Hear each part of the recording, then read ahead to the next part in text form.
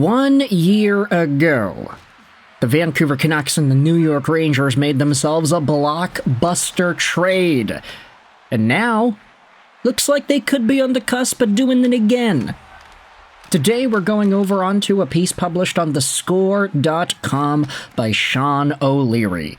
It cites a report by The Athletic's Vincent Z. Mercogliano, who posted on The Athletic this morning that the New York Rangers are exploring a Kiefer Sherwood trade, but injuries could change the equation. This, of course, is on The Athletic. It's paid for material, so we are going to be reading parts of this article from The Score. Report, the Rangers are pursuing the Canucks' Kiefer Sherwood. The Rangers have been pushing hard to acquire Vancouver's winger, sources have told The Athletic's Vincent Z. Mercogliano. Sherwood, a pending UFA, has been involved in trade rumors for most of the season and has drawn plenty of interest. There is a large gap between him and the Canucks in contract negotiations, Chris Johnston reports. Now, this, of course, coincides with what Elliot Friedman reported over the weekend, how Vancouver and Sherwood's parties are far apart in regards to these contract negotiations. Reportedly, the Canucks offered Sherwood something like $4 million a year, but apparently it's not enough. You know, I saw some comments saying, oh, Ryan McLeod's making $5, so Sherwood getting $4 is too little. But in all honesty, I think that train of thought kind of undermines the point here. I just don't think that Kiefer Sherwood is going to be that caliber of a player for that much of his future. I think he's on a heater this year. I think he's shooting well above his regular shooting percentage. I think he's still hitting everything that moves, and he's getting no assists. So, for a guy who has been tweening between the NHL and the AHL for a good chunk of his career, to finally break out like this at 30, turning 31 years old, it does get me questioning as to whether or not $4 million as a base ask is reasonable. Especially when it's like, oh, they're still far apart, meaning what does he want? Does he want 6? What are they going to settle on? 5? If the guy gets $5 million for like 5 years or whatever, if he ends up getting that, and then he just kind of regresses over to what he was in the past, like, I don't think he's going to be a 30-goal scorer from here on out for the rest of his career, right? So there are some very legitimate precautions that a team can and probably should take when it comes to re-signing Kiefer Sherwood. If a team wants to pay him that in free agency, okay, go ahead.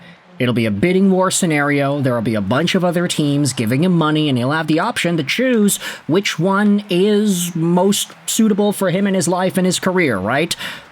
Anyways, let's continue on with the article.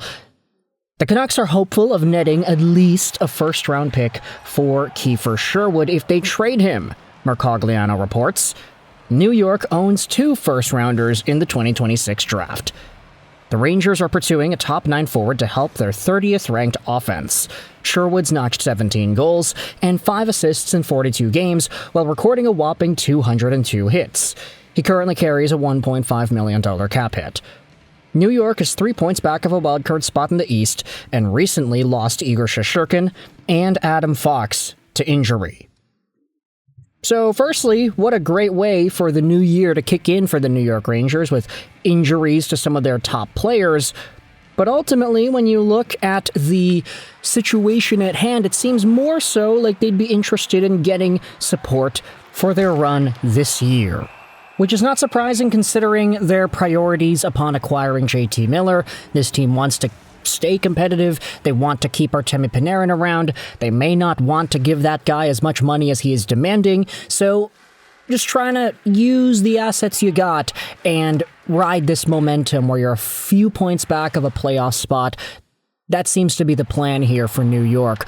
All the other reports we had seen about Kiefer Sherwood and the Canucks revolved around the idea of teams only being interested in trading for him if they can sign him to an extension, which, as we've already talked about, can be quite contentious when you look at the actual numbers that him and his party might be looking for.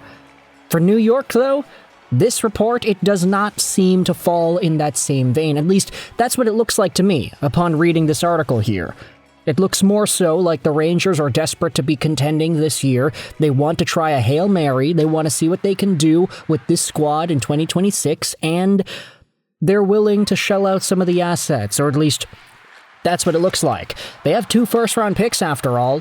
One from themselves, and then one, of course, from the Carolina Hurricanes. They had acquired that in the K'Andre Miller trade.